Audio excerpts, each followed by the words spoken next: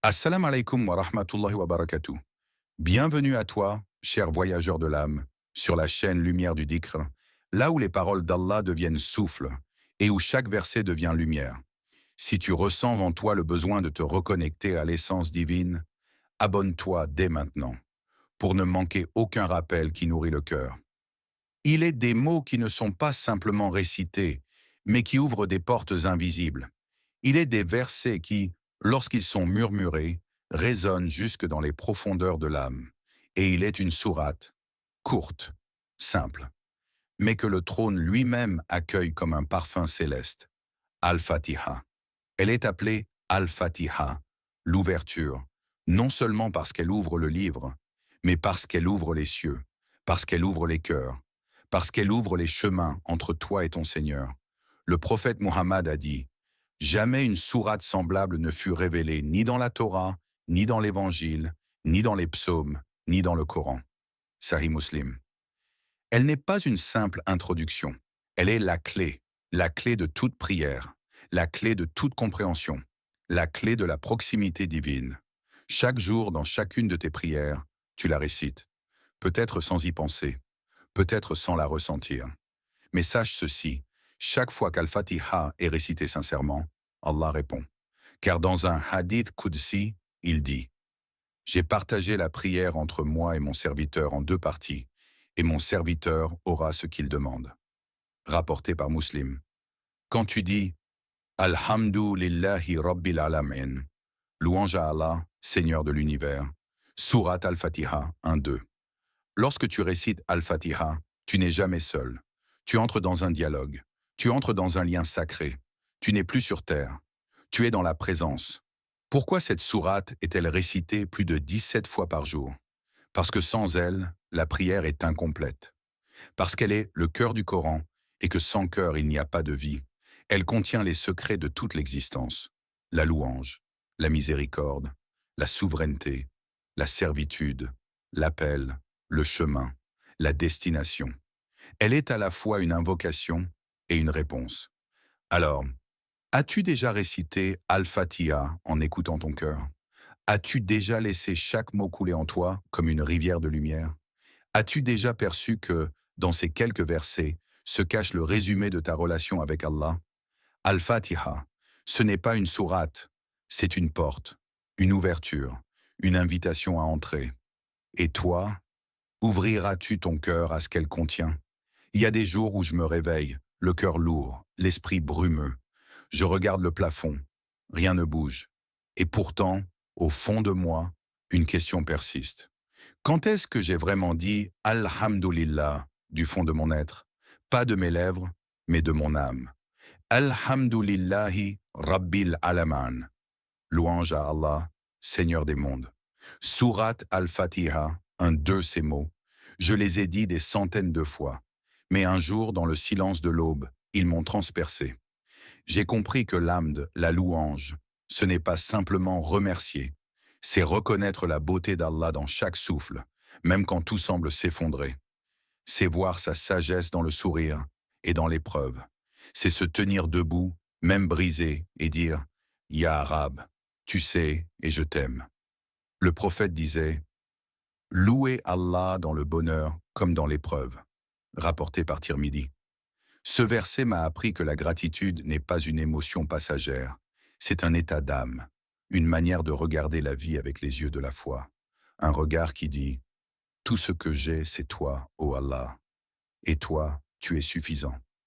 J'ai commencé à remarquer les petites choses, le goût de l'eau fraîche, le vent sur mon visage, le simple fait de respirer, sans douleur, et chaque fois j'entendais mon cœur murmurer « Alhamdulillah ». Mais alors, qui est ce Raboul Alaman, ce Seigneur des mondes, à qui revient toute louange?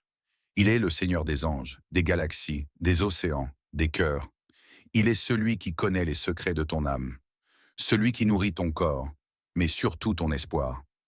Et ce qui m'a bouleversé, c'est de comprendre que ce Seigneur des mondes m'écoute, moi poussière d'un monde infime, et il accepte ma louange, comme un roi accueillerait la prière d'un pauvre.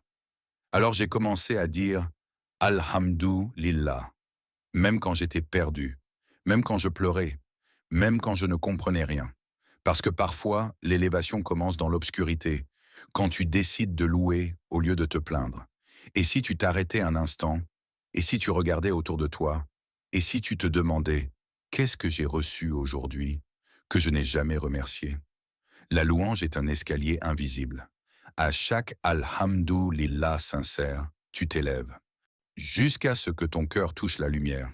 Dis-moi, mon âme, comprends-tu ce que tu prononces quand ta langue récite Ar-Rahman Ir-Raham, le tout miséricordieux, le très miséricordieux?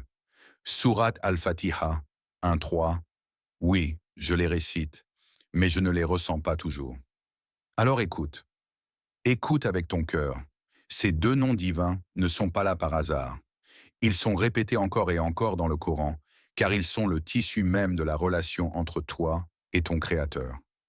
Ar-Rahman, celui dont la miséricorde englobe toute chose, un amour universel, absolu, débordant. Il donne à ceux qui croient et à ceux qui ne croient pas. Il nourrit l'arbre, l'orphelin et même celui qui l'insulte. Son souffle de Rahma entoure le monde, même lorsque le monde l'oublie.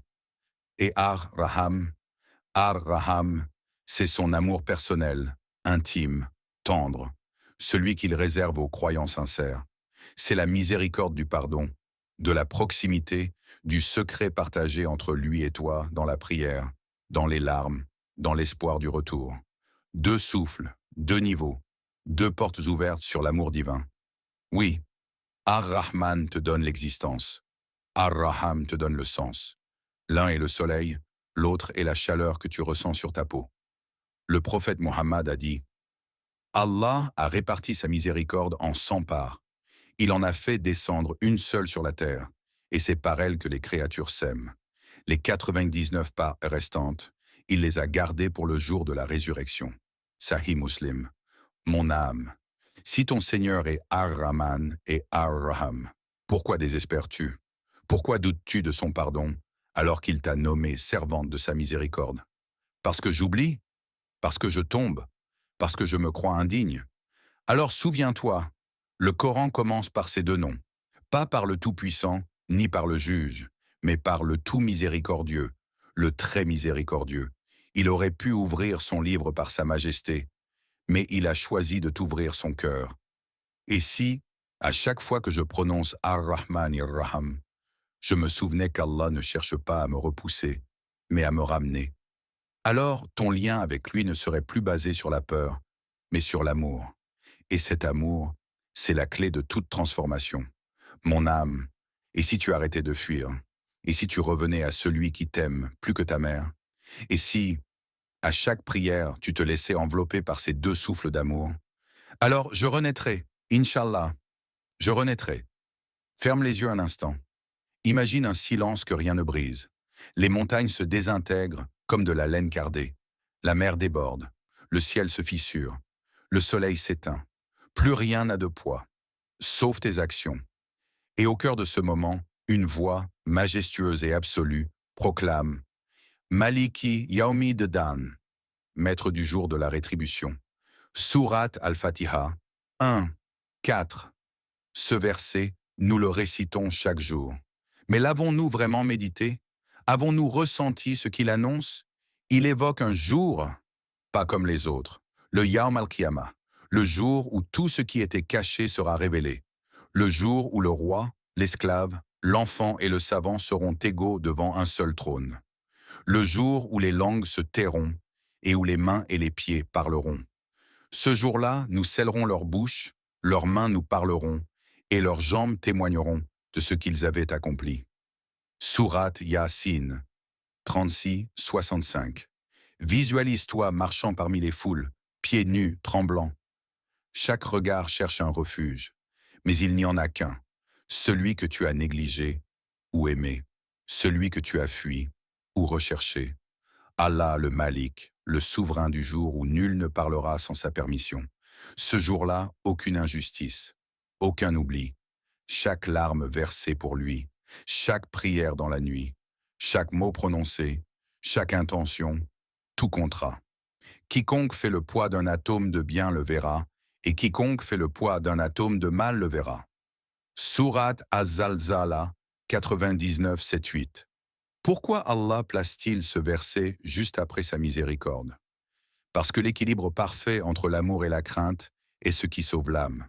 Ar-Rahman te donne espoir, Malik Yaum Ad-Dan te donne conscience. Et cette conscience, elle change tout. Tu regardes tes choix autrement. Tu parles avec plus de douceur. Tu pries non plus pour être vu, mais pour être sauvé. Il ne s'agit pas d'avoir peur de Dieu comme on craint d'un tyran. Il s'agit d'avoir peur d'être privé de sa lumière, de se tenir devant lui un jour et de ne pas avoir assez de lumière pour traverser. Le jour où tu verras les croyants et les croyantes, leur lumière courant devant eux. Sourate At-Tahrim 66, 8. Et toi, si ce jour arrivait demain, qu'aurais-tu à présenter? Il n'est pas trop tard, car celui qui sera le juge est aussi le très miséricordieux. Et aujourd'hui, c'est encore le temps des choix. Mon âme, arrête-toi un instant, écoute-toi réciter Anar Iyyaka na'budu wa Iyyaka nasta'an, c'est toi seul que nous adorons, et c'est toi seul dont nous implorons secours.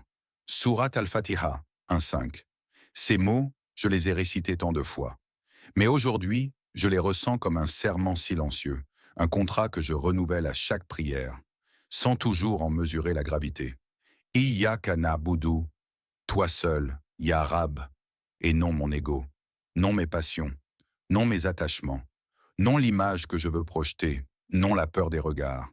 Car l'adoration véritable, ce n'est pas simplement poser le front au sol, c'est libérer le cœur de toute autre direction que toi, c'est faire de toi l'unique destination.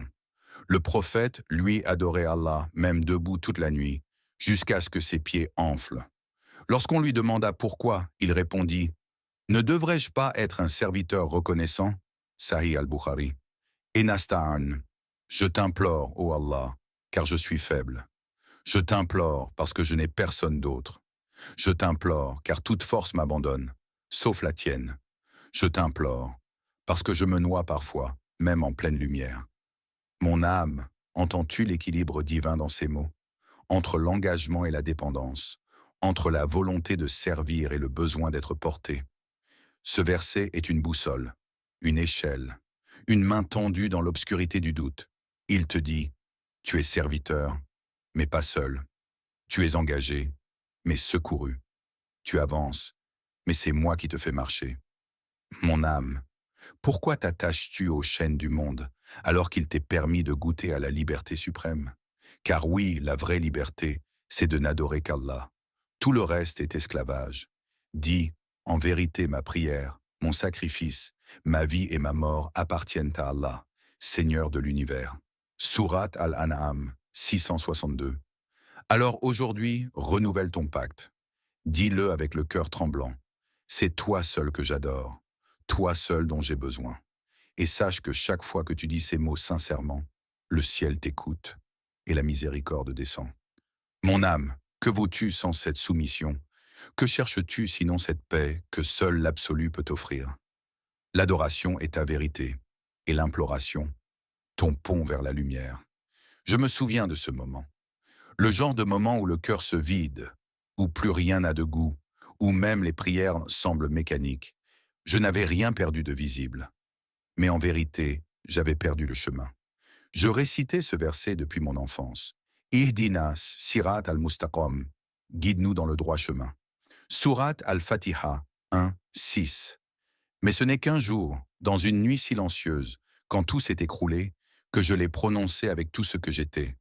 Plus comme une récitation, mais comme un cri, un appel, une détresse. Et c'est là que j'ai compris.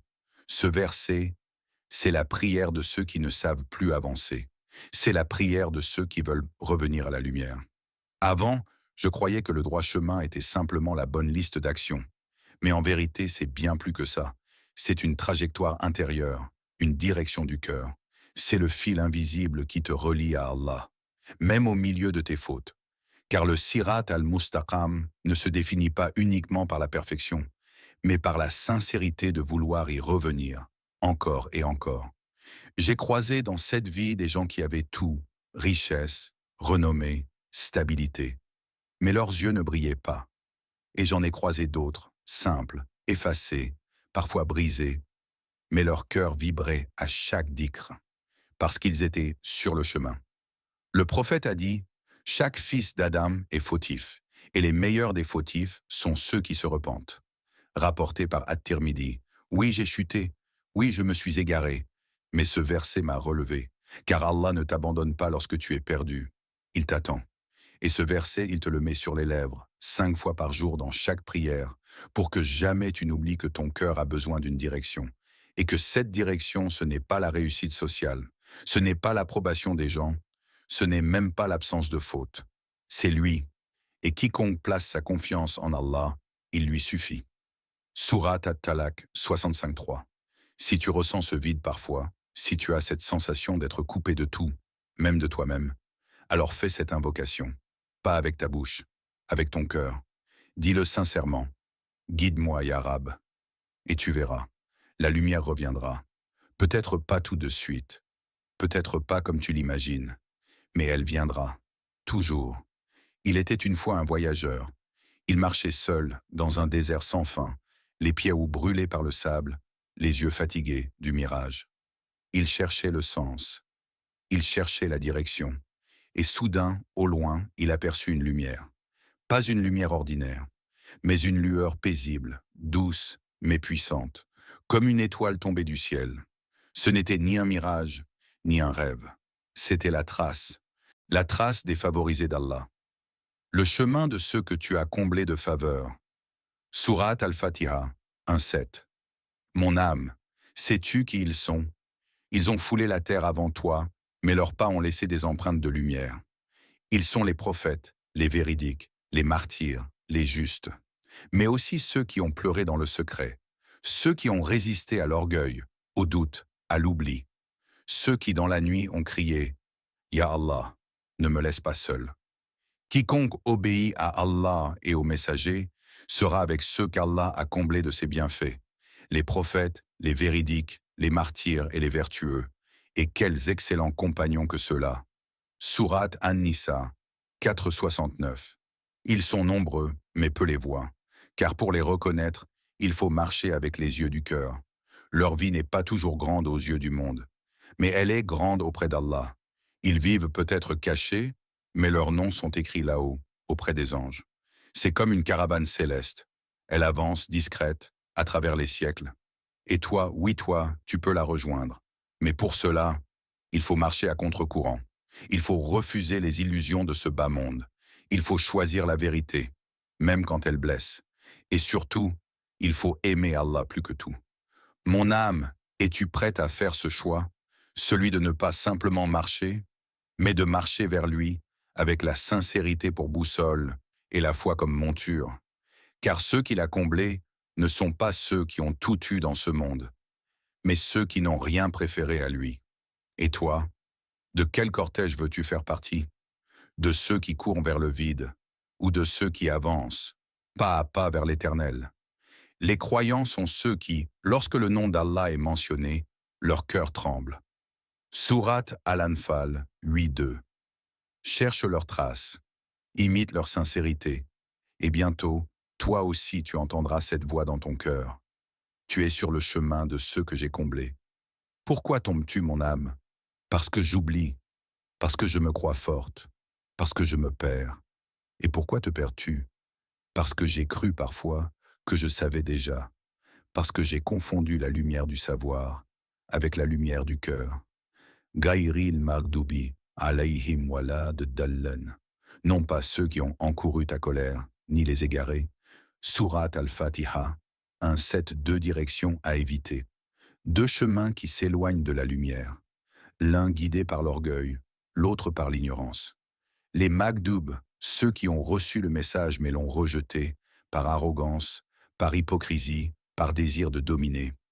Ils savaient, mais leur savoir n'était plus humilité.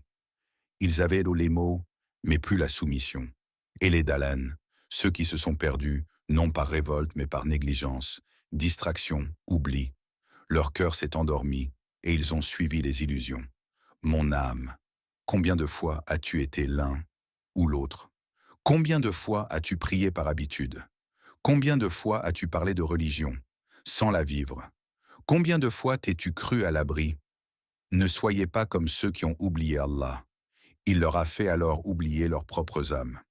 Surat Al-Hashr 59-19. L'arrogance spirituelle est un poison subtil. Elle te fait croire que tu avances, alors que tu tournes en rond.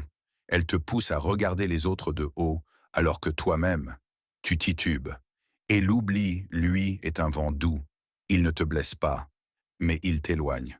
Tu ne sens même pas que tu dérives, jusqu'à ce que tu sois très loin. Mon âme, écoute. Ce verset est un cri silencieux, un appel à la vigilance, un rappel que tu peux prier, jeûner, réciter et t'égarer malgré tout, si ton cœur s'éloigne. Alors pleure. Pleure non pas parce que tu es perdu, mais parce que tu ne veux plus l'être. Pleure parce que tu veux rester dans la lumière. Ne détourne pas nos cœurs après que tu nous aies guidés. Surat Al-Imran 3.8 et demande-lui, chaque jour, chaque nuit, Ya Allah, garde-moi loin de la colère, loin de l'errance. Garde-moi dans ton amour, dans ta guidance, car l'égarement peut se cacher même sous les habits de la piété. Mais l'humilité, elle, te sauvera toujours. Nous voici au terme de ce voyage intérieur, guidés par la lumière d'une sourate, courte en mots mais infinie en profondeur. Al-Fatiha. Cette ouverture, cette clé du ciel, n'est pas un simple passage du Coran. Elle est une présence vivante qui habite chaque souffle, chaque prière, chaque instant. Elle est le pont qui relie notre cœur fragile à l'absolu, à l'éternel. Rappelle-toi, louange à Allah, Seigneur des mondes. Cette louange est une respiration spirituelle, une reconnaissance qui apaise et élève. Souviens-toi des deux souffles d'amour. Ar-Rahman, Ar-Raham, cette miséricorde qui embrasse l'univers et qui coule en toi, même quand tu doutes. N'oublie jamais la conscience du maître du jour du jugement, qui te pousse à vivre chaque acte avec intention et sincérité, car chaque pas sur ce chemin compte, même le plus petit, et ce serment silencieux, c'est toi seul que nous adorons, et de toi seul nous implorons secours. Un rappel constant que la liberté spirituelle naît de cette soumission choisie, et que l'âme trouve sa force dans la reliance. Quand tu murmures, guide-nous dans le droit chemin, ce n'est pas une simple supplication, c'est une boussole intérieure, un cri d'espoir pour revenir à la lumière, encore et encore. Tu as découvert ce que le Très-Haut a comblé de ses faveurs, ces âmes qui marchent dans la sincérité, cherchant la vérité au-delà des illusions du monde. Tu as été invité à éviter les pièges de l'orgueil et de l'égarement, à garder l'humilité comme une armure douce et puissante. Al-Fatiha n'est pas un souvenir lointain. Elle est un trésor, un souffle, une lampe dans ta nuit. Fais-en ta compagne quotidienne. Fais-en le miroir où se reflète ta foi. Quand tu traverseras les épreuves, récite-la avec confiance. Quand la joie remplira ton cœur, remercie en l'invoquant. Quand le doute s'immiscera, laisse-la éclairer ton chemin. Car comme le disait le prophète Mohammed, la prière ne doit pas être abandonnée, même si l'on est en voyage. Rapporté par Muslim. Et la prière commence toujours par Al-Fatiha, le premier mot, la première lumière, la première clé. Je te remercie du fond du cœur d'avoir partagé ce voyage spirituel. Si ce rappel a touché ton âme, n'hésite pas à liker, partager et t'abonner à Lumière du Dhikr pour que la lumière continue de briller et d'illuminer d'autres cœurs. Qu'Allah te bénisse, te protège et fasse de cette sourate une source de paix infinie dans ta vie. Assalamu alaikum wa rahmatullahi wa barakatuh.